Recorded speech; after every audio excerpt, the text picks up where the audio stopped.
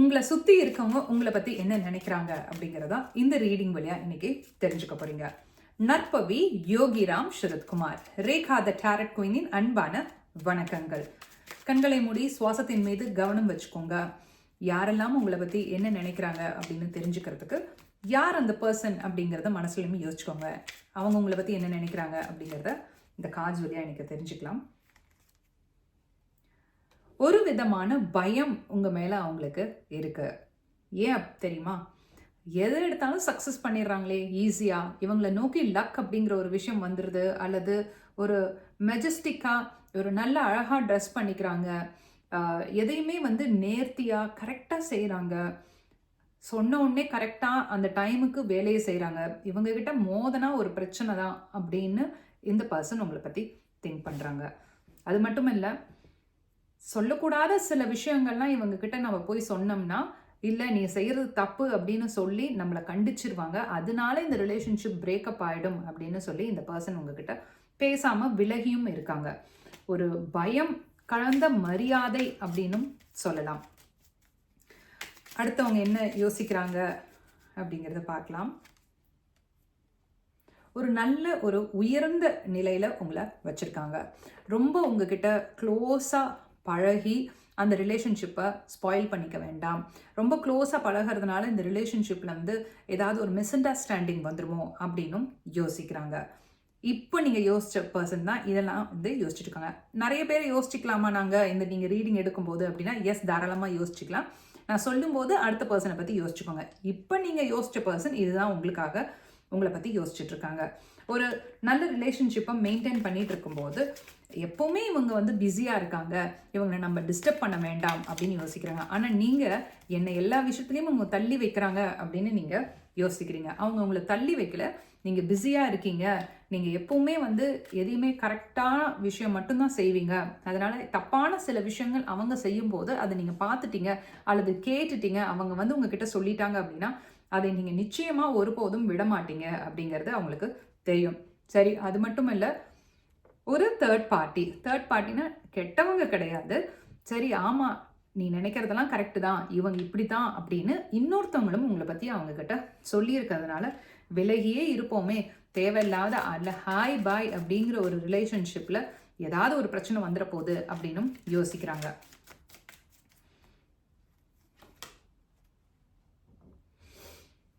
அது மட்டுமல்ல, உங்களோட முயற்சிகள், உங்களோட முன்னேற்றங்கள் சில பேருக்கு கொஞ்சம் ஒரு பிரச்சனையும் கொடுத்துருக்கு. நீங்கள் யாரை மனசில் நினைச்சிங்கன்னு எனக்கு தெரியாது, உங்களுக்கு தெரியும். அவங்க எதை எடுத்தாலும் டக்கு டக்குன்னு முன்னேறி போயிடுறாங்களே, ஏதோ ஒரு நல்ல விஷயம் செஞ்சால் பரவாயில்ல, எல்லா விஷயமும் நல்ல விஷயமாவே செஞ்சுட்டு முன்னேற்ற பாதையில் போயிட்டே இருக்காங்களே அப்படின்னு யோசிச்சுட்டே இருக்காங்க. நம்மளுக்கு கையில் கிடைக்க வேண்டிய விஷயங்கள் நம்மளுக்கு கிடைக்கவே மாட்டேங்குதே, நம்மளும் தானே முயற்சி செய்கிறோம், அது எப்படி இவங்களுக்கு மட்டும் கரெக்டான நேரத்தில் கரெக்டான விஷயங்கள் கரெக்டான டைமில் யாராவது இவங்களுக்கு செஞ்சிடுறாங்க அப்படிங்கிற எண்ணமும் அவங்களுக்கு இருக்கு. உங்களை சுற்றி இருக்க நிறைய பேருக்கு இருக்க ஒரு விஷயம் உங்களை பற்றி என்ன தெரியுமா? இப்போ பார்த்தாலும் கடுகடுகடுன்னு இருக்காங்க. ரொம்ப ஸ்ட்ரிக்டாக இருக்கிறதுனால, நீங்கள் ஸ்ட்ரிக்டாக உங்களோட வேலையில் நீங்கள் கவனமாக இருக்கிறதுனால நிறைய விஷயங்கள் அவங்கக்கிட்ட நீங்கள் சொல்கிறதில்ல.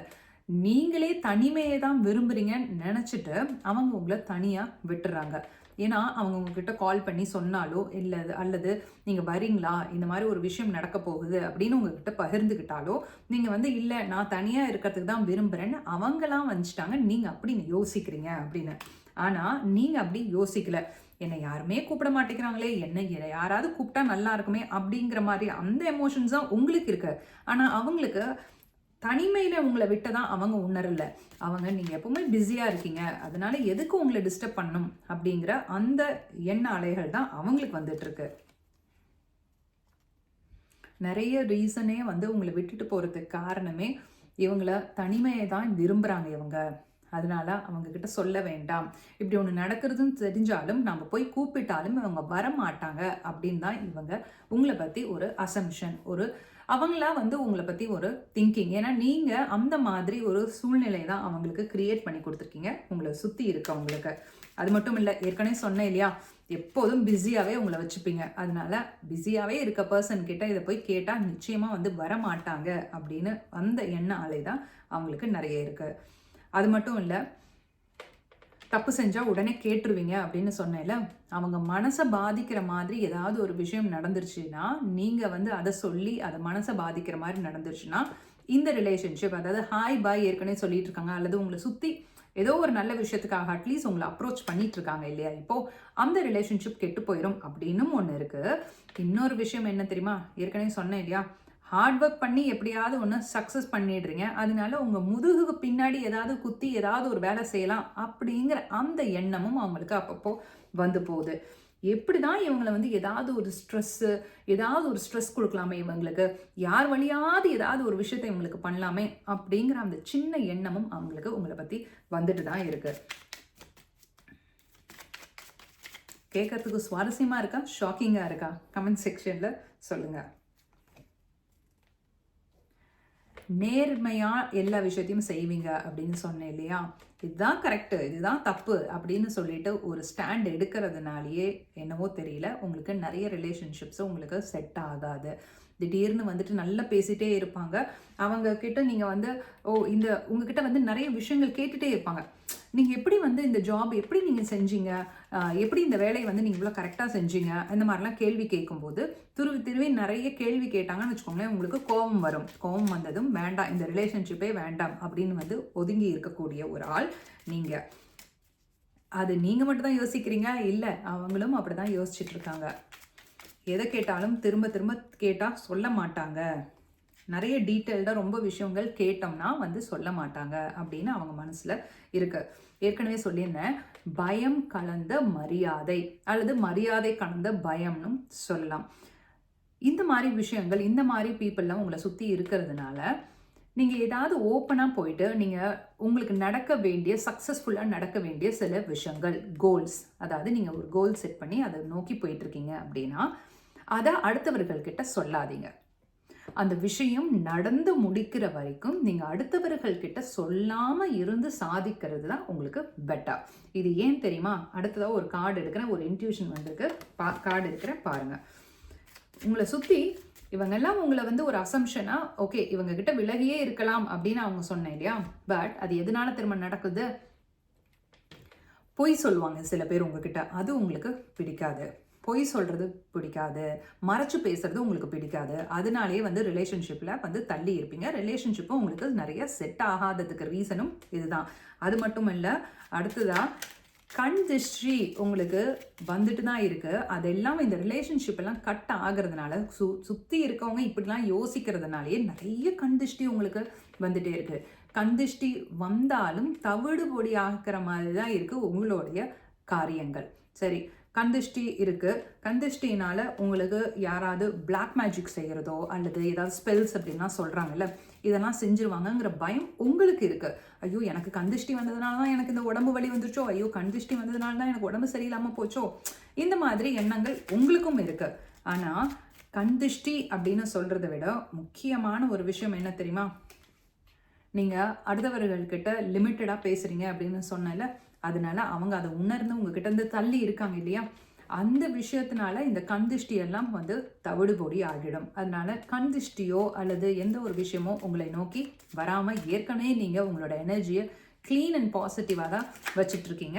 சப்போஸ் உங்களுக்கு அந்த மாதிரி எண்ணங்கள்லாம் இருக்குது அப்படின்னா இந்த வீடியோ பார்த்ததுக்கப்புறம் உங்களுக்கு ஒரு நிச்சயமாக ஒரு கிளாரிட்டி கிடைச்சிருக்கும். கமெண்ட் செக்ஷனில் 111 அப்படின்னு சொல்லி டைப் பண்ணிவிடுங்க. நிச்சயமாக உங்களுக்கு கந்திஷ்டி அப்படிங்கிறது ஒன்று வரவே வராது. ஏற்கனவே இந்த சுவிட்ச் வேர்ட் நிறைய வீடியோஸில் நான் சொல்லியிருப்பேன். கட், கிளியர், கேன்சல் அப்படிங்கிறதையும் நீங்கள் அடிக்கடி பயன்படுத்தலாம். ஸோ இந்த ஸ்பெல்ஸோ அல்லது இந்த பிளாக் மேஜிக் இதெல்லாம் வந்து உங்களுக்கு வராமல் இருக்கிறத நீங்கள் தடுத்துக்கலாம்.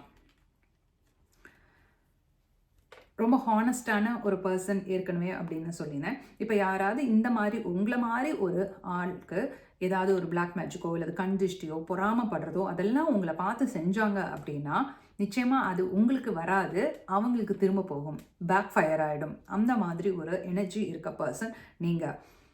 இதை உங்களாலே நம்ப முடியல அப்படின்னா நீங்கள் இப்போ யோசிச்சுட்டு இருக்கீங்க அப்படின்னா கமெண்ட் செக்ஷனில் ஃபஸ்ட்டு நான் சொன்ன சுவிட்ச் வேர்டை டைப் பண்ணுங்கள். கட், கிளியர், கேன்சல் அந்த மாதிரி எண்ணங்களே உங்களுக்கு வர வேண்டாம். நீங்கள் இந்த மாதிரியான ஆள் அப்படின்னா அடுத்தவர்கள் உங்களை பற்றி யோசிக்கிறாங்க. நீங்கள் எப்படி யோசிக்கிறீங்க அப்படிங்கிறது இனி நீங்கள் மாற்றிக்கணும் இந்த வீடியோ பார்த்ததுலேருந்து. ஃபைனலாக ஒரு கார்டு எடுக்கலாம்.